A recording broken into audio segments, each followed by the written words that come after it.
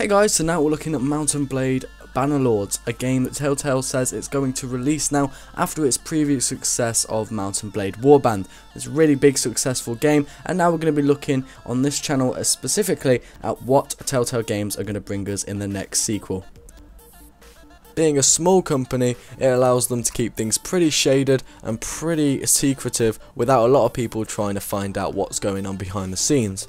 However, that doesn't stop me. As per usual, I have done my research and I'm here to present some facts and some possibilities. I say possibilities because these may not actually be factual evidence. I'm just bringing them to you guys because I'm excited about the news that has been confirmed by Telltale Games. So let's start off with what's going to be in the game and functions like that.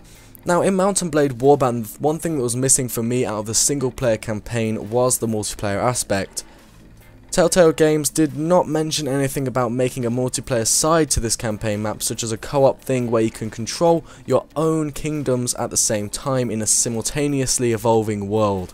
The reason I say this is a huge possibility for Telltale Games is the length of development and the lack of news. And not just that, the number of mods which have tried and failed to develop this shows a key point of which Telltale Games could exploit and make a lot of money, which is probably something which a game developer itself wants to make. Telltale Games have not released much information about Mount&Blade BannerLord's, but we do know it's going to have a graphically enhanced engine. Obviously it's not going to be the likes of Battlefield 4 coming out later on this year, but it most certainly is going to be better looking than the original. With a much bigger budget after the boom of the original Mount&Blade, and Mount&Blade Warband the sequel was a huge success, along with multiple DLCs which Telltale have brought out, they have certainly not forgotten this game and its sequels. The next thing that we will probably be seeing in the new Mount&Blade BannerLord's, Mount&Blade Warband's multiplayer really did enhance the player's experience on the game. However, this new game by Telltale has pointed to a new enhanced engine, especially when it comes to multiplayer servers and other things like that. It was not the actual original game Mount&Blade Warband or Mount&Blade, which was just single player, that actually made the multiplayer so good. It was actually the mods developed.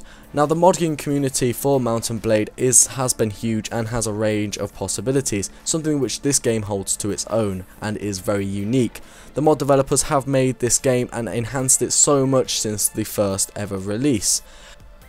Telltale Games have took on board some of the stuff that the mod developers have been creating and how successful it has been, such as an enhanced negotiation system and diplomacy, and other things such as combat techniques and animations. The modding community is sure to add a nice bit of enhanced gameplay and enhanced combat, along with something more for the player to explore while in single player and multiplayer. Something that the modding community does very well to small developing game companies, and something I've looked forward to and credit them for hugely.